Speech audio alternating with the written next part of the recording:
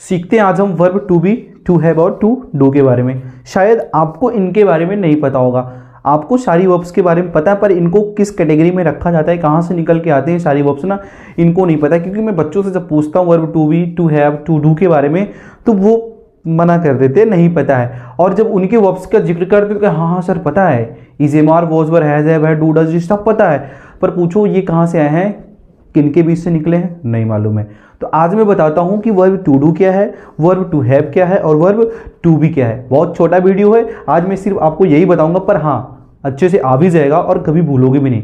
तो चलिए शुरू करते हैं और बताता हूं मैं आपको कि verb to be, verb to have और वर्ब टू डू क्या होते हैं, उनमें कौन कौन सी वर्ब्स आती हैं। तो आपके बीच में लिखा गया है वर्ब टू बी, क्या लिखा है, वर्ब टू बी। और वर्ब टू बी में भैया आपकी आएगी इज, एम और आर, ठीक है ना। कौन सा आएगा, इज, एम, आर, और फिर क्या आएगा, वॉज और वर आएगा, ठीक है।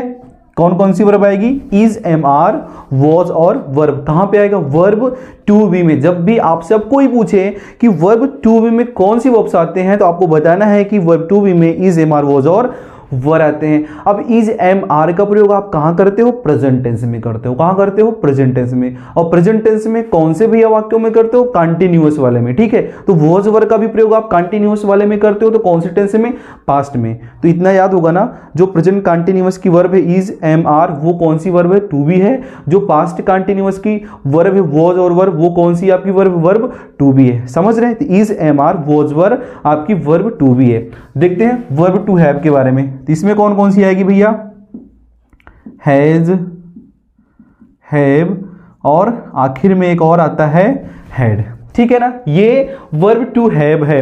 हैज, हैव और हैड को कौन सी वर्ब बोलते हैं, वर्ब टू हैव बोलते हैं। अब इनके यूजेज आप कहां करते हो, आपको पता होगा इनके यूजेज। इनको आप प्रेजेंट परफेक्ट में करते हो, प्रेजेंट परफेक्ट कंटिन्यूअस में करते हो, और पास्ट परफेक्ट में आप हैड का प्रयोग करते हो। और पास्ट परफेक्ट कंटिन्यूअस के साथ जब भी आप बीन का यूज करो फिर भी आती है तो हैड है, हैज हैव आता है ना। तो प्रेजेंट परफेक्ट या परफेक्ट टेंस में आप हैज हैव और हैड का प्रयोग करते हो। और इसका भी और भी यूजेज हैं, जैसे किसी भी वस्तु से अपना रिलेशन बताना हो कि I have a marker, I have a car, तो ठीक है। तो ये सारी चीजें बताने के लिए भी आप इनका प्रयोग करते हो। इज, एम, आर, वॉज, वर का भी प्रयोग करते हो, कहां पे, अपनी अवस्था स्टेट बताने के लिए। तो टेंस में मैंने आपको बताया, टेंस में आप कंटिन्यूअस फॉर्म में इनका प्रयोग करोगे और परफेक्ट वाले में इनका यूज करोगे। अब आती है आखिर में verb to do. To do में कौन कौन सा आएगा भैया, डू, डज और डिड। कौन कौन सा आएगा, डू, डज और डिड। समझ में आ गया ना, डू, डज और डिड।